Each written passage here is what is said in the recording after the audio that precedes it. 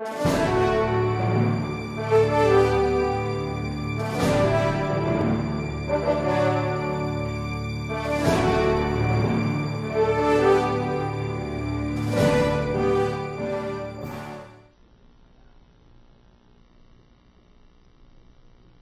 continuation of the impeachment trial of the Honorable Supreme Court Chief Justice Renato C. Corona is hereby called to order.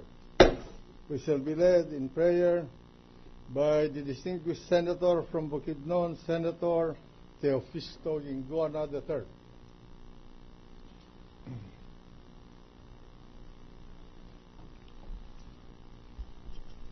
Mula sa banal na kasulatan, pinagpala ang mga nagugutom at nauuhaw sa katuwiran sapagkat sila ay bubusugin. Blessed are those who hunger and thirst for justice, they shall have their fill. Samahan po ninyo akong manalangin. Ama naming makapangyarihan sa lahat, masdan po ninyo ang aming bansa na nauuhaw sa katotohanan, nauuhaw sa katuwiran, nauuhaw sa katarungan. Masdan po ninyo ang mga bagay na lalong nagpapatindi ng aming uhaw. Ang pagka-makasarili, ang pagka-kanya-kanya, ang pang-una sa pansariling interes bago interes ng bansa. Ang pagmamagaling, ang kayabangan, ang sinasadyang pagtatago sa katotohanan. Sa araw na ito, naririto naman po kami sa bulwagan ng Senado para sikaping mapatid namin ang aming uhaw. Ang uhaw para sa katotohanan, para sa katwiran, para sa katarungan. Pagpalain po ninyo ang paghahanap namin ng pampatid ng pagkauhaw. Pagliwnawin po ninyo ang aming mga isipan para maging mas malinaw sa amin kung alin ang totoo at alin ang kasinungalingan. Paglinawin po ninyo ang aming mga pag-unawa para maging mas malinaw sa amin kung alin ang tunay na tinig ng katotohanan at kung alin ang ingay lamang ng pagmamagaling at paglilinlang. Paglinawin po ninyo ang aming mga puso para sa lahat ng aming gagawin at pag-uusapan ay mangibabaw ang interes at pagmamahal namin sa aming bayan. Sa lahat po ito, Panginoon, maunawaan po sana namin na ang paglilitis na aming ginagawa ay bahagi ng grasya at ng pagbibigay mo sa amin ng pampatid ng tumitindi naming uhaw. Huwag mo pong payagan itapon at sayangan lamang naming ang malamig na tubig ng katotohanan na binibigay mo sa amin. Mangibabaw po sana ang katwiran sa araw na ito at sa lahat ng araw ng aming buhay. Ito ang aming hilin sa ngalan ng inyong anak na siyang daan, katotohanan at buhay. Amen. Amen. The Secretary will now please call the roll of Senators.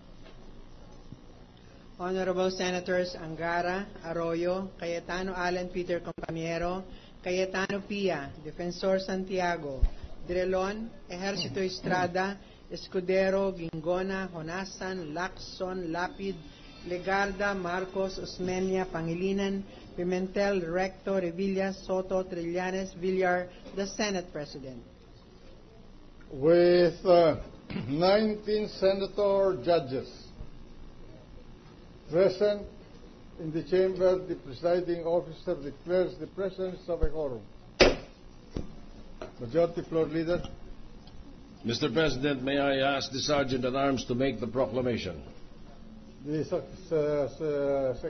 Sergeant at Arms is directed to make the proclamation.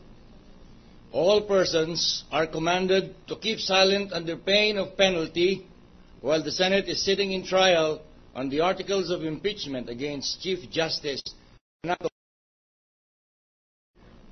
Case number 002-2011 in the matter of impeachment trial of Honorable Chief Justice Renato C. Corona. Mr. President. Appearances? Mr. President. The majority floor leader. Before that, I move to dispense with the reading of the January 30 and January 31, 2012 journals of the Senate sitting as an impeachment court and consider the same as approved. Any objection? The chair hears none.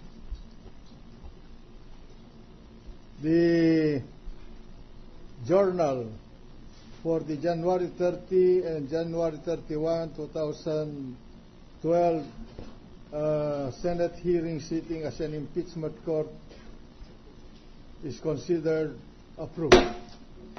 We are ready for the appearances, Mr. President. Good afternoon, Mr. President, Your Honor. For the House of Representatives prosecution panel, same appearance. Noted. The defense. For the defense, Your Honor, the same appearance. Noted. Majority floor leader.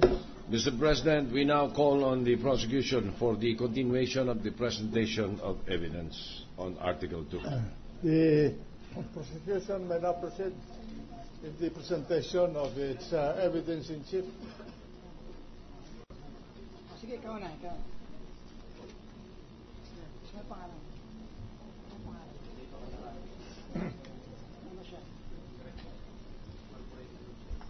We call now, Mr. Your Honor, we now have our first witness for the day.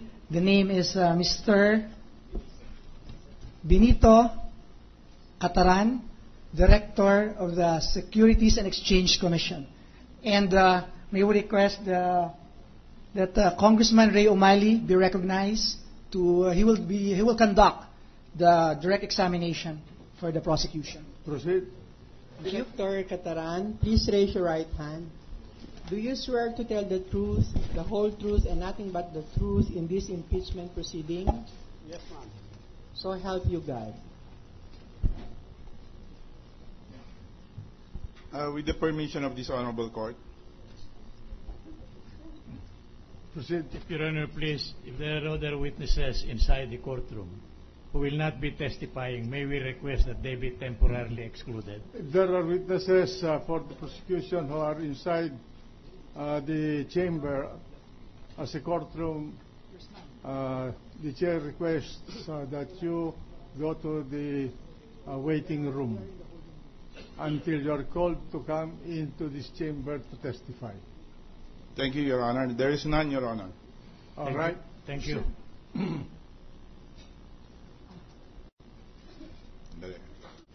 Resident of Pasita 1, San Pedro, Laguna, and presently the Director of the Company Registration and Monitoring Department of the Securities and Exchange Commission.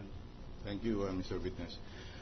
Your Honors, we offered the testimony of the witness to prove the following: that he is the Director of the Corporate or Company Registration and Monitoring Department of the Securities and Exchange Commission, that he has been such Director of the said department since 1980, that his department and that the primary functions thereof include registration of corporations, partnerships, and other juridical entities, monitoring of compliance with government laws, rules, and regulations, and submission of reportorial requirements, as well as the custody of the records pertaining to corporations and other juridical entities, particularly the reportorial documents and actions taken on said corporations. Proceed and qualify your witness by letting him recite those things into the record as a basis for cross-examination by the defense if the defense so wishes. Yes, Your Honor. If I may just continue, Your Honor, he will testify on the fact of the company called Basa Guidotti Enterprises, Inc. being given a corporate franchise, that the enterprise, the corporate franchise of this company was revoked by SEC in May of 2003. Counsel, please elicit those facts from the witness Yes, to be Your Honor. recorded. The counsel is reminded that is not under oath to testify in these proceedings. Yes, Proceed. Your Honor. And if just to close, Your Honor, to identify and authenticate records and documents pertinent and relevant to his testimony, Your Honor. Proceed. Yeah. Mr. Witness, you said you are you identified yourself as attorney. You are a lawyer by profession. Yes, sir. And since when did you become a lawyer? 1975. You stated that you are currently employed with the Securities and Exchange Commission. Since when have you been connected with the SEC? July 1980. Up to the present? Yes, sir. You stated that you are currently the Director of Company Registration and Monitoring Department of SEC. Yes, Since sir. when have you occupied this position? Since year 2000. And you are still occupying this position to the present time? Yes, sir. As Director of the Company Registration and Monitoring Department, will you please tell us your functions as Director? As director, I manage the department, oversee its operation. Will you please fix your